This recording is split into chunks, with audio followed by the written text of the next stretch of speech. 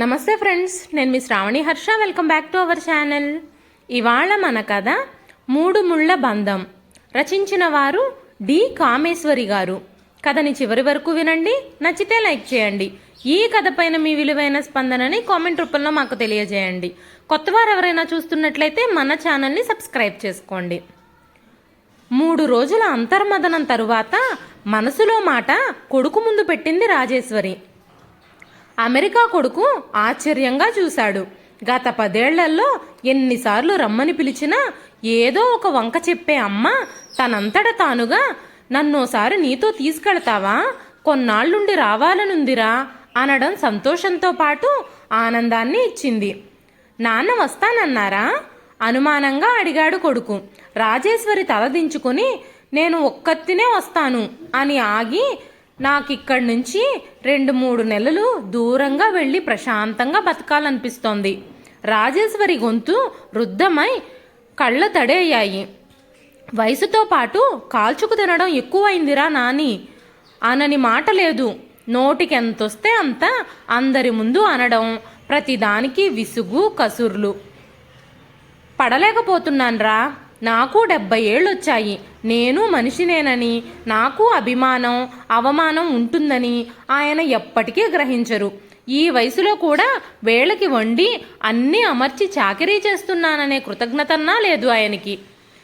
ఆయనకి వచ్చినట్టే నాకు వయసు వచ్చిందని, ఓపిక తగ్గుతుందని గుర్తించరు.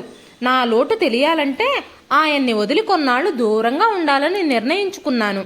కళ్ళు తుడుచుకుంది రాజేశ్వరి. తండ్రి సంగతి తెలిసిన కొడుకు తల్లి వంక సానుభూతిగా చూశాడు. ఆమె ఆవేదన అర్థమైంది.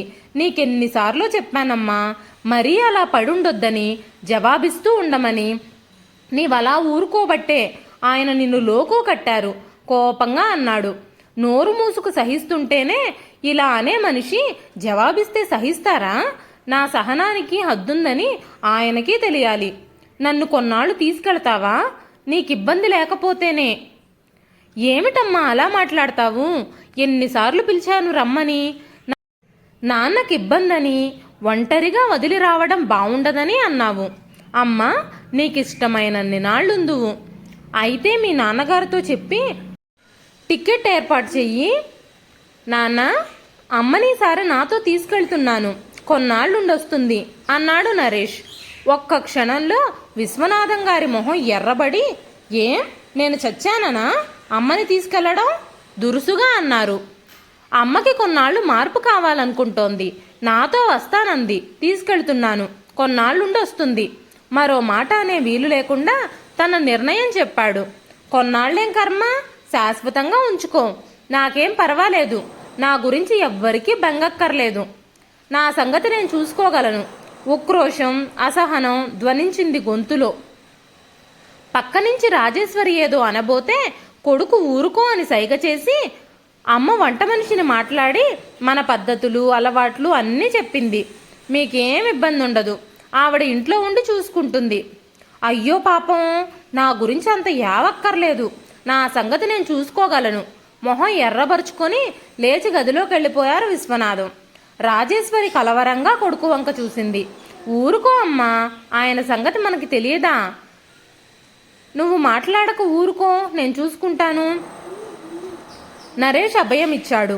15 రోజుల తర్వాత టిక్కెట్టు, వీసా ఏర్పాట్లు పూర్తయ్యాయి. నాన్న, రేపు సాయంత్రం బయలుదేరుతున్నాం కొడుకు చెప్పాడు. తన కోపాన్ని, అయిష్టతని గుర్తించి వెళ్ళడానికే భార్య తయారయిందన్న నిజాన్ని ఆయన జీర్ణించుకోలేకపోయారు. మంచిది అన్నారు ముభావంగా, వ్యంగ్యం కలిపి. వంటావిడొచ్చారు. అన్నీ చూపించి చెప్పింది అమ్మ. మీకేం ఇబ్బంది ఉండదు. నాకేం ఇబ్బంది? ఎవరన్నారు ఇబ్బందని? కోడిపెట్ట ముసలమ్మ మాదిరి ఈవిడ లేకపోతే గడవదనుకో అక్కర్లేదు. వెళ్ళి శాశ్వతంగా అక్కడ ఉండొచ్చు, నేను చచ్చాననుకొని. ఆఖరి అస్త్రం వదిలారు విశ్వనాథం గారు. అంత మాట అన్నాక భార్య ఆగిపోవచ్చు అన్న ఆశ. మర్నాడంతా ఆవిడ పచ్చళ్ళు పొడులు చేస్తూ స్వీట్లు తెప్పించి సర్దడం, పెద్ద పెట్టె నిండా బట్టలు సర్దుకోవడం చూస్తూ చిన్నపిల్లాడిలా ఉక్రోషపడిపోయారాయన. బాబుగారు, టిఫిన్ పెట్టాను. వంటావిడ సీతమ్మ గారు వినయంగా అంది. మీరు పిలవక్కర్లేదు, టైం అయితే నేనే వస్తా. చదువుతున్న పేపర్ వంచి తలెత్తి మొహం చిట్లించన్నారు విశ్వనాథం. వంటావిడ ముఖం చిన్నబుచ్చుకొని లోపలికెళ్ళిపోయింది. రాజేశ్వరి వెళ్ళి పట్టుమని 24 గంటలన్నా గడవలేదు. కానీ ఇంట్లో ఏదో వెలితి, శూన్యం. ఆ శూన్యం ఆయన మనసులోనూ ఏర్పడినట్టయింది. చాలా నిబ్బరంగా గంభీరంగా పైకి ఉన్న నిన్నటి నుంచి ఆయన మనసులో లేదు. రాజేశ్వరి వెళుతూ ఏవో లాంఛనంగా చెప్పాలి కదా అన్నట్టుగా వెళుతున్నాను, జాగ్రత్త అని మాత్రం అంది. ఆయన ముఖం పక్కకు తిప్పుకొని జవాబివ్వలేదు. కొడుకు ఫోన్ చేస్తుంటాను నాన్న, ఆరోగ్యం జాగ్రత్త అన్నాడు. ఆవిడ వెళ్ళాక ఒంటరిగా తల్లి వదిలి వెళితే చిన్నపిల్లాడు ఉక్రోషపడినట్టు రాత్రంతా బాధపడ్డారాయన. ఏమిటివి, ఇడ్డిన్లా, ఇటుకరాళ్ళా, ఇంత గట్టిగా ఉన్నాయేమిటి? సీతమ్మ గతుక్కుమంది. అమ్మగారు చెప్పినట్టు చూపించినట్టే చేశానండి వినయంగా అంది. ఆవిడ చేసినట్టు చేస్తే మెత్తగా దూదుల్లా ఉండాలి, రాళ్లలా ఉన్నాయి ఇవి, రేపటి నుంచి సరిగ్గా చెయ్యండి విసుగ్గా అని టిఫిన్ ప్లేట్ ముందు నుంచి వెళ్ళిపోయారాయన. వరాలు, ఏమొచ్చిందే ఈ ఇడ్డెన్లకి, మెత్తగా లేవు చూడు అంటూ పని మనిషి చేతిలో ఓ ఇడ్డెను పెట్టి చూడమంది సీతమ్మ. బానే ఉన్నాయమ్మా. ఏటో అయ్యగారు అంది వరాలు. అయ్యో పెద్దాయన టిఫిన్ తినకుండా వెళ్ళిపోయారే, ఏమో బావోలేవేమో. నాకు వంటలు తప్ప టిఫిన్లు అలవాటు లేదు. నాకు పెద్ద వంటలు తప్ప ఏదో ఉప్మా కలియబెట్టి ఇవ్వడం తప్ప టిఫిన్లు చేయడం రాదు మరి. అంచేత కుదరలేదేమో. ఆవిడ చెప్పినట్టే నూక కలిపాను మరి నొచ్చుకుంటూ అంది సీతమ్మ. ఏమిటండి ఇది? ఇది పులుసా? ఇంత పుల్లగా ఉంది. ఈ చారింత తీయగా ఉంది. పులుసులో పడాల్సిన బెల్లం చారులో తగలేశారు. ఈ కూర ఏమిటిలా నీళ్లూడుతోంది? వంట రాదా మీకు? ఇది వరకు ఎక్కడా చేయలేదా?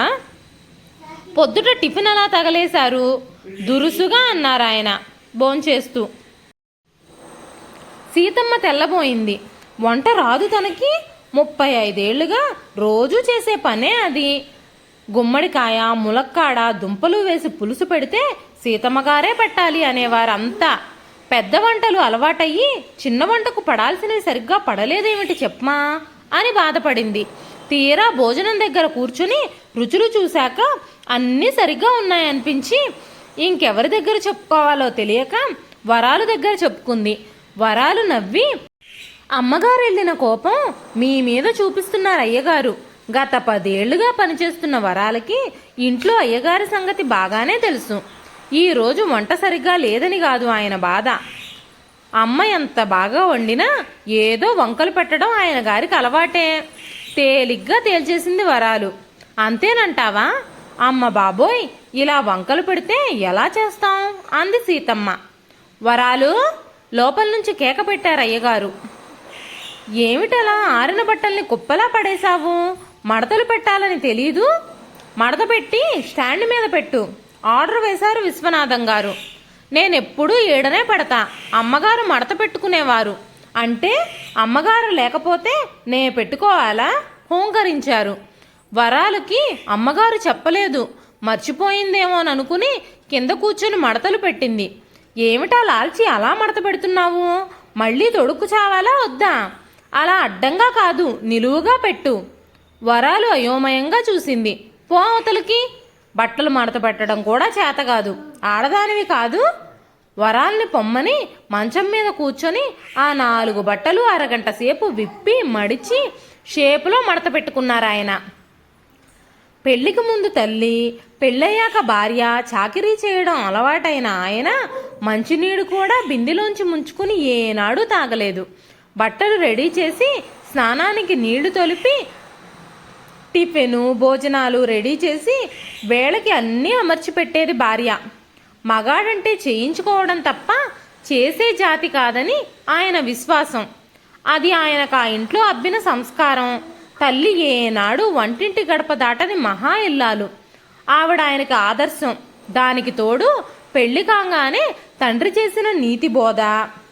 పెళ్ళై భార్య కాపురానికి వచ్చిన కొత్తల్లో పెళ్ళాం మోజులో నూతిలో నీళ్లు తోడడం అలవాటు లేని భార్యకి నీళ్లు తోడి పెడుతున్న కొడుకును చూసి పిచ్చి సన్నాసి, కొత్త పెళ్ళం మోజిలా వదిలేస్తే రేపటి నుంచి నీళ్లే తోడిస్తుందో వాకిళ్లే తుడిపిస్తుందో.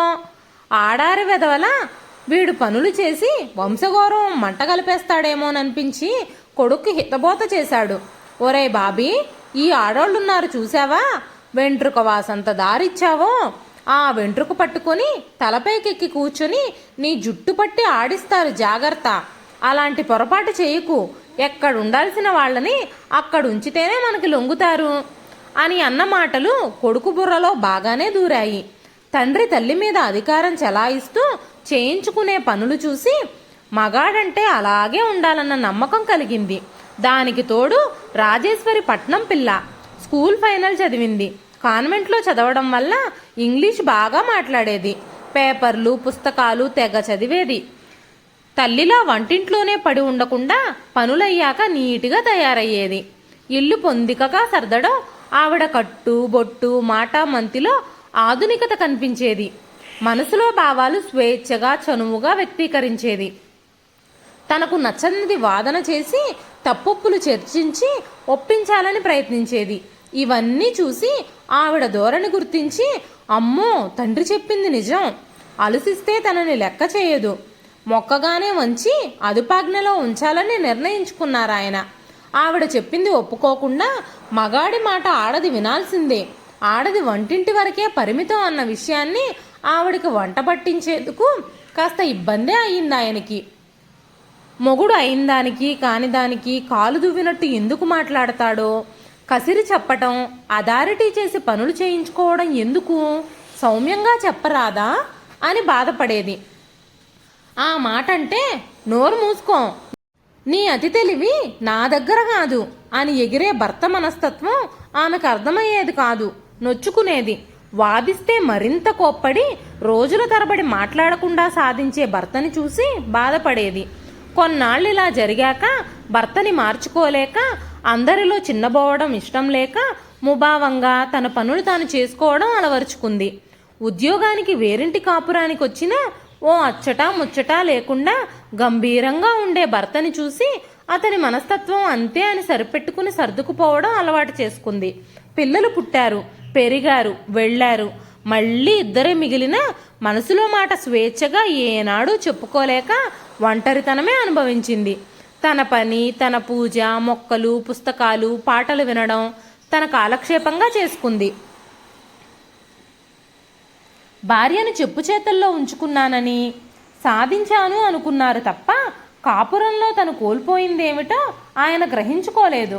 వయసు మీద పడి రిటైర్ అయి ఇంట్లో కూర్చోవడం ఆరంభించాక ఆయన చిరాకులు, సాధింపులు, కసుర్లు ఎక్కువై రాజేశ్వరికి భరించలేని నైరాస్యం, విరక్తి, భర్తంటే ద్వేషం మరింత పెరిగి ఆ పరిసరాల నుంచి, ఆ వాతావరణం నుంచి కొన్నాళ్లైనా దూరంగా ప్రశాంతంగా బ్రతకాలన్న ఆలోచన వచ్చింది.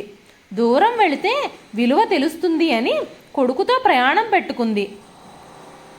వరాలు, అమ్మ బాబోయ్, ఈయనకి వండి పెట్టడం నా వల్ల కాదే తల్లి, ఏం చేసినా వంక పెట్టందే తినరే, ప్రతిదానికి కసుబుస్సులాడుతుంటారు. కసిరితే పడ్డానికి నేనేం పెళ్ళాన్ని కాదు, ఏదో 1 నెల 2 నెలలు అట్టే పని లేకుండా విశ్రాంతిగా ఉండొచ్చు. జీతం ఎక్కువ ఇస్తున్నారని ఒప్పుకున్నాను, నాకేం గతి లేక పడుంటాననే ఆయన ఉద్దేశం. వంటలకెళ్ళి రోజుకు 200-300 సంపాదించుకుంటాను. ఏమనుకుంటున్నాడో ఆయన, నా వంటకి వంకలు పెడతారేమిటి, ఎన్ని శుభకార్యాలకు వండిన దాన్ని. సీతమ్మ గింజుకొని ఉక్రోషంగా అంది. ఆయనంతేనమ్మా, పాపం ఆవిడ నోరు మూసుకు పడుంటుంది గనక ఈయన ఆటలు సాగుతున్నాయి. కాస్త నోరున్న ఆడదైతే అగ్గి రాజేయక్కర్లేకుండా అగ్గి రాజుకునేది. అమ్మగారు వెళ్ళాక ఈయన గారికి అమ్మ వంట బాగుందని, అమ్మ టిఫిన్లు బాగా చేస్తుందని, ఇల్లు శుభ్రంగా ఉండేదని తెలిసొచ్చింది. నన్ను సతాయిస్తున్నాడుగా, ఈ మూల తొడవలేదు, బట్టలు బాగా ఉతకలేదని. ఏమో, నెల అవగానే జీతం పట్టుకుపోతాను, మాటలు పడాల్సిన కర్మ నాకేంటి, కోపంగా అంది సీతమ్మ. అమెరికాలో కొడుకింటికొచ్చాక నిజంగా రాజేశ్వరికి శారీరకంగా మానసికంగా మంచి విశ్రాంతి దొరికినట్టు చాలా హాయిగా ఆనందంగా ఉంది. మనవలతో మాట్లాడుతూ, వాళ్లతో గేమ్స్ ఆడుతూ, కథలు చెబుతూ ఏ బరువు బాధ్యతలు లేకుండా ఉండడం ఎంతో నచ్చింది. కొడుకు కాపురం చూస్తుంటే భార్యాభర్తలంటే ఇలా ఉండాలి, సంసారం అంటే ఇది అని అడుగడుగునా అనిపించేది. ఇద్దరూ ఉద్యోగస్తులు, ఇద్దరూ చెరో పని చేస్తారు చకచక. ఆడపని మగ పని అని కాదు. కోడలు వంట చేస్తుంటే కొడుకు గిన్నెలు కడుగుతాడు, వాషింగ్ మిషన్లో బట్టలు వేసి ఆరేస్తాడు, పిల్లల్ని స్కూలుకి తయారు చేస్తాడు. ఏ చిన్న పొరపాటు చేసినా సారీ, వెరీ సారీ అంటాడు. థ్యాంక్స్లు సరే సరి. కోడలు వినోదిని అంతే. ఏదన్నా మర్చిపోతే అయ్యో సారీ మర్చిపోయాను అంటుంది. ఫర్గెట్ ఇట్ అంటాడు కొడుకు. వంటలో ఏదన్నా లేదంటే నవ్వుతూ హాస్యంగా చెప్తాడు. అయ్యో సారీ అంటుంది ఆ అమ్మాయి. ఒక్క పూట ఏ ఉప్పో కారమో ఎక్కువైతే కావాలని చేసినట్టు దెప్పే భర్తతో కొడుకును పోల్చుకోలేకుండా ఉండలేకపోయింది. పోనీలే, కొడుక్కి తండ్రి వారసత్వం రాలేదు, కోడలు అదృష్టవంతురాలు అనుకుంది. రాత్రంతా డైనింగ్ టేబుల్ దగ్గర ఎన్నో కబుర్లు చెప్పుకుంటూ భోంచేస్తారు. పిల్లలు చెప్పినవి శ్రద్ధగా వింటారు. అనుమానాలు సందేహాలు ఓపిగ్గా వివరిస్తారు. పిల్లల్ని ఎంత ముద్దు చేసినా అనగానే కళ్ళతో వారిస్తే ఆగిపోతారు. ఇలాంటి పెంపకం తన పిల్లలకు ఉండేదా? తండ్రంటే భయం తప్ప ప్రేమ భక్తి ఉండేవా?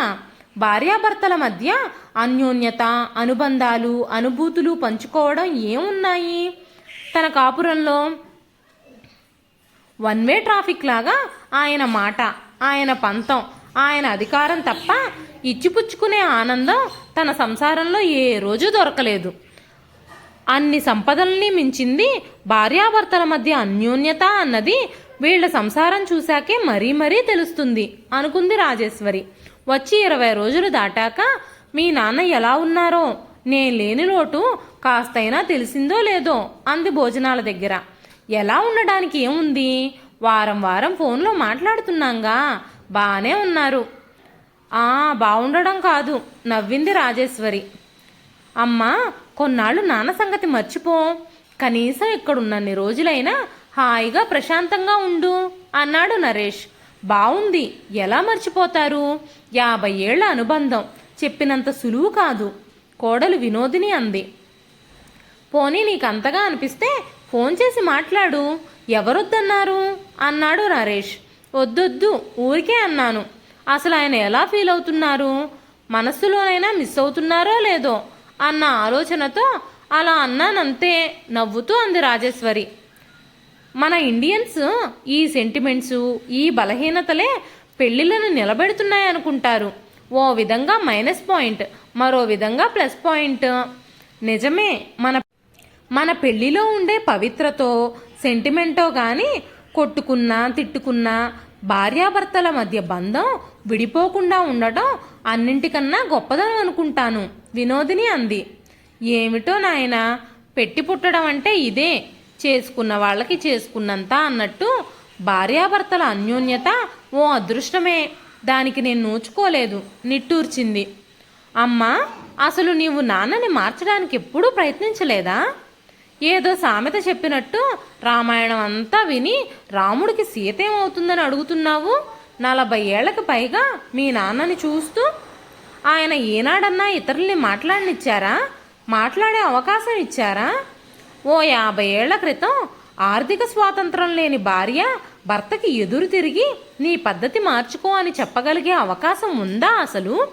చెప్పినా ఆ భర్త సామరస్యంగా అర్థం చేసుకొని తనని తాను మార్చుకునే ప్రయత్నం చేసే సౌమ్యత ఆనాటి మగాళ్లల్లో ఉండేదా? ఉన్న 100కి 1,000కి ఒకరు. భార్యల మనోభావాలకి గౌరవం ఇచ్చే ప్రసక్తి ఎక్కడుందిరా? అది నిజమే నరేష్. అసలు మన దేశంలో భార్యాభర్తల మధ్య అభిప్రాయ భేదాలకి అసలు కారణం కమ్యూనికేషన్ గ్యాప్ అంటారు వినోదిని అంది. అందరూ కాదులే అమ్మా, అంతా ఆయనలా ఉండరు. అది నిజమేలే, మగాళ్ళంతా చెడ్డాళ్ళని ఎలా అంటాం? కానీ మొత్తం మీద ఆ రోజుల్లో ఆ శాతం ఎక్కువ. పుణ్యం కొద్దీ పురుషుడన్నమాట నిజం అని నిట్టూర్చింది. అందుకే మీ నాన్న కాస్తైనా నే లేని లోటు గుర్తించారా అన్నది తెలుసుకోవాలని ఆరాటం అంది. రేపు ఆదివారం ఫోన్ చేస్తాగా, అప్పుడు నీవే అడుగు.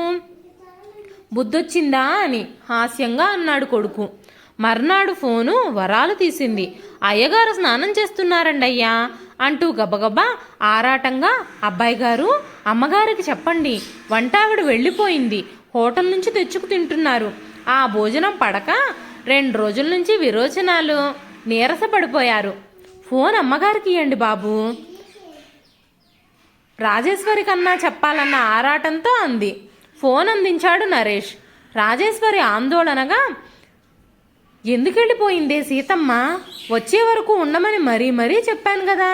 ఎందుకేంటమ్మా, సాధిస్తే తిడితే పడతారేంటి, మీరేంటి ఊరుకోవడానికి, మీరెళ్ళాక అయ్య కోపం మరీ ఎక్కువైందమ్మా, నన్ను తెగ సాధిస్తున్నారు, బేగ వచ్చేయండమ్మా. వరాలు అన్న విశ్వనాథం గారి కేక. ఎవరితో మాట్లాడుతున్నావు, పెట్టే ఫోను, నిన్నిక్కడ విషయాలు చెప్పమని ఎవరు చెప్పారు, ముందా ఫోన్ పెట్టు, హోంకరించారు. ఫోన్ కట్ అయ్యింది. రాజేశ్వరి నిట్టూర్చింది. కొడుకు మళ్ళీ ఫోన్ చేసినా ఆ అని పొడి మాటలు. నాకేం బాగున్నాను అంటూ ముక్తసరిగా మాట్లాడి పెట్టేశారు విశ్వనాథం. అయ్యో, భోజనానికి ఏం చేస్తున్నారో, హోటల్ తిండి పడదు ఒంటికి. రాజేశ్వరి ఆదుర్దా పడింది. నీ ఊరికే గాబరా పడకమ్మా, ఈసారి ఆయనకి భార్య విలువ బాగా తెలిసొస్తుంది. మరేం పర్వాలేదు, ఊళ్ళో చాలా హోటళ్లున్నాయి, కొడుకు తేలిగ్గా అన్నాడు. మళ్ళీ ఆదివారం నరేష్ ఫోన్ చేస్తే ఫోన్ ఎవ్వరూ తీయలేదు. రోజంతా 4-5 సార్లు ఫోన్ చేసినా ఎవ్వరూ తీయకపోవటంతో నరేష్తో పాటు రాజేశ్వరి ఆందోళన పడింది. ఏమయ్యారీయనా, ఎక్కడికెళ్ళుంటారు, స్వగతంలో అనుకున్నాడు నరేష్. నాని, పోనీ ఓసారి పక్కింటి శంకర్రావు గారికి చేసి చూడు, లేదంటే మీ రంగబాబు ఉన్నాడుగా, అతనికి చెయ్యి, ఏమన్నా వాళ్ళకి తెలిసేమో, ఉండు నెంబర్లు ఇస్తాను. తన డైరీలో నెంబర్లు చూసిచ్చింది రాజేశ్వరి. శంకర్రావు వారం రోజులుగా ఇల్లు తాళం వేసుంది, ఎక్కడికెళ్లారో ఏం చెప్పలేదు అని చెప్పాడు. రంగాని అడిగితే అంకుల్ వారం రోజుల క్రితం వచ్చి వంట మనిషి కావాలి, చూసి పెట్టమన్నారు, చూసి కుదిరిచి చెప్తానన్నాను, ఇంకా ఎవ్వరూ దొరకలేదని ఫోన్ చేయలేదు, మరీలోగా ఎక్కడికెళ్లారో ఏమీ చెప్పలేదు అన్నాడు. రాజేశ్వరి కలవరపడింది. ఉండు, ఇందుకేమన్నా ఫోన్ చేశారేమో నాన్న, అడుగుతాను అంటూ డెట్రాయిట్లో ఉన్న చెల్లెలికి ఫోన్ చేశాడు నరేష్. జరిగింది చెప్పాడు. ఏమిటో అన్నయ్య, అమ్మ చేసిన పని బాగోలేదు, ఈ వయసులో ఆయన్ని ఇలా ఒంటరిగా వదిలి రావడం ఏంటి, అన్నేళ్లు భరించిన ఆవిడ ఈ ఆఖరి రోజుల్లో ఆయనలో మార్పు వస్తుందనుకుందా, నాన్న నాకేం ఫోన్ చేయలేదు మరి అంది. నాని, ఏమిటోరా, నాకు గాబరాగా ఉంది, ఈ పెద్ద మనిషి ఏమయ్యారో, ఆరోగ్యం సరిగ్గా లేక ఏ ఆసుపత్రిలోనన్నా చేరలేదు కదా, నాకు టికెట్ కొనేరా బాబు, ఏదన్నా కాంది జరిగితే లోకం నింద నా మీదేస్తుంది అంది అపరాధ భారంతో. కొడుకు ఏమనాలో తెలియక తలూపాడు. ఆదివారం ఉదయం 10 గంటల వేళ అంతా సావకాశంగా డైనింగ్ టేబుల్ దగ్గర దోశలు తింటుండగా కారు చప్పుడు. ఆ వెనుక ఇందుమతి గొంతు వినిపించి కిటికీలోంచి తొంగి చూసిన వినోదిని, మామయ్య గారు వచ్చారు సంభ్రమంగా అంటూ వీధి తలుపు తీయడానికి గబగబా వెళ్ళింది. తల్లి కొడుకులకు అర్థం కాక మొహాలు చూసుకుంటుండగానే ముందు ఇందుమతి, వెనకాల నెమ్మదిగా నడుచుకుంటూ విశ్వనాథం గారు వచ్చారు. నాన్నగారిని తీసుకొచ్చానమ్మా నవ్వుతూ అంది ఇందుమతి తల్లి దగ్గరకెళ్ళి. ఎప్పుడొచ్చారు, నిన్న మాట్లాడినప్పుడు చెప్పనే లేదు, తెలుసుండి చెప్పకుండా నటించావా, చెల్లెల్ని మందలిస్తూ. ఏంటి నాన్న ఇది, చెప్పకుండా చేయకుండా అలా ఇల్లు తాళం పెట్టి వెళితే మేం గాబరా పడి అందరికీ ఫోన్లు చేశాం, ఫోన్ చేసి వస్తున్నట్టు చెప్పొచ్చుగా, కాస్త గట్టిగానే అన్నాడు నరేష్. నా కూతుర్ని నా మనవణ్ణి చూడాలనిపించి వచ్చాను, నీ పర్మిషన్ తీసుకోవాలా, బుకాయింపుగా అన్నారాయన. నాన్న వస్తానని వీసా పేపర్లు అది పంపించమని ఎవ్వరికీ చెప్పొద్దని ప్రామిస్ చేయించుకున్నారు, వచ్చి 4 రోజులైంది.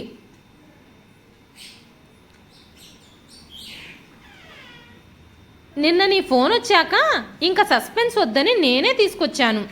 చూసావా అమ్మా, నాన్నకు నువ్వంటే ఎంత ప్రేమో, నువ్వు లేకుండా ఉండలేక నీ వెంటే పరిగెత్తొచ్చేశారు. విశ్వనాథం గారి మొహం సిగ్గుతో ఎర్రబడింది. అదేం కాదు, ఆవిడేనేంటి ఇష్టం వచ్చిన చోటికి వెళ్ళగలదు, నేను వెళ్ళగలను. బెట్టుగా తగ్గిపోవడం ఇష్టం లేక దబాయింపుగా అన్నారు ఆయన. అబ్బా ఏమిటి నాన్న, ఒక్క చిన్న మాట, నీవు లేకుండా తోచలేదు, అందుకే వచ్చానంటే అమ్మ సంతోషిస్తుందిగా. మీ మగాళ్ళకింత ఈగో, కూతురు నవ్వుతూ అంటించింది. ఆ ఈగోనే భార్యాభర్తల మధ్య దూరాలను పెంచేది. అది మగాళ్ళకు అర్థం కాదు. పెళ్ళాం ముందు తల వంచుకోకూడదు, తల వంచడం తలవంపులు అనే మనస్తత్వం వల్ల తాను జీవితంలో ఏం కోల్పోయానన్నది మగాళ్ళకు అర్థం కాదు. రాజేశ్వరి నవ్వుతూ అంటించింది. భార్య వంక గుర్రుగా చూసి, నేనెప్పటికీ తలవంచని వీరుణ్ణే, గర్వంగా తలగరేశారాయన. భార్యాభర్తలు ఒకరి ముందు ఒకరు తలవంచాల్సిన అవసరం ఉందని చెప్పడానికే ఒకరి చేతిలో ఒకరి తలవంచి పెళ్లి తంతులో జీలకర్ర బెల్లం పెట్టించడంలో భావ్యం. భార్య ముందు భర్త తల దించితేనే ఆ సంసారంలో సామరస్యం ఉందని చెప్పకనే చెప్పడం. అలాగే నలుగురిలో భార్య కాళ్ళు పట్టుకొని మెట్టెలు పెట్టిస్తారు. సంసారంలో అన్యోన్యత, అనురాగం ఉండాలంటే అవసరం అయినప్పుడు భర్త కాళ్ళబేరానికి దిగాలి. అందులో సిగ్గుపడాల్సింది లేదని చెప్పడానికే అనుకుంటాను. రాజేశ్వరి అంది. అబ్బో, మీ అమ్మకి పడమటి గాలి బాగా వంటబట్టినట్టుంది, మాటలు జోరుగా వస్తున్నాయి. పెళ్ళిళ్ళ గురించి రీసెర్చ్ చేసినట్టు మాట్లాడుతోంది హేళనగా అన్నారాయన. అవును, ఇన్నాళ్ళు నోరిప్పకపోవడమే నేను చేసిన పెద్ద తప్పని ఇక్కడికొచ్చాకే బాగా అర్థమైంది. ఆడది నోరిప్పితేనే తిరుగుబాటి ధోరణిలాగానే కనిపిస్తుంది మగాడికి. Daddy, whatever you say, అమ్మ చెప్పిన దాంట్లో నిజం ఉందని మీరు ఒప్పుకోవాలి ఇప్పటికైనా. బెటర్ లెట్ దెన్ ఎవర్ అన్నాడు కొడుకు. అన్నయ్య, నాన్నగారు ఇలా రావడంలోనే అర్థం అవ్వడం లేదు అమ్మ మీద ఎంత ప్రేమో. మన మూడు ముళ్ళ బంధం గట్టిదన్నయ్యా, లేదనుకోవడం అంత సులువు కాదు. విశ్వనాథం గారి మొహం సిగ్గుతో ఎర్రబడింది. పంతంగా తల అడ్డం తిప్పుతూ భార్య వంక తలెగరేసి చూసి, I will never surrender to her. పంతంగా అన్న ఆ గొంతులో సామరస్యం తప్ప పట్టుదల కనపడలేదు. కొడుకు కూతురు నవ్వారు. ఆయన మొహం చూస్తూ రాజేశ్వరి నవ్వుకుని, ఏడుసార్లేండి, నెల రోజులకే మొహంలో పళ్ళు కళ్ళు వెళ్ళుకొచ్చాయి, బుకాయించకండి అని చెవి మెలేసి చెప్పాలనిపించింది వెంటనే. అంత సామరస్యం సరసం ఉంటే ఇంకా కావలసిందేముంది అనిపించింది. చిన్నప్పుడు కొడుకు అన్నం తిననని మారం చేస్తూ ముద్ద నోట పెట్టకుండా పెదాలు బిగించి కూర్చుంటే, పిచ్చి వెదవాయ్, నా మీద కోపం వస్తే అన్నం మీద చూపిస్తారా అని సుతారంగా నెత్తి మీద జల్లకాయ వేసినట్టు మొగుడి నెత్తిని ఒకటి వేసి లాలించాలనిపించింది ఆ క్షణాన ఆవిడలోని తల్లి మనసుకి. ఇదండి ఈరోజు కథ. ఈ కథ నచ్చితే ఒక లైక్ చేయండి. ఈ కథ పైన మీ విలువైన స్పందనని కామెంట్ రూపంలో మాకు తెలియజేయండి. మరెన్నో ఇలాంటి ఇంట్రెస్టింగ్ కథల కోసం మన ఛానల్ని సబ్స్క్రైబ్ చేసుకోండి. మరొక మంచి కథతో మళ్ళీ కలుస్తానండి. అంతవరకు సెలవు.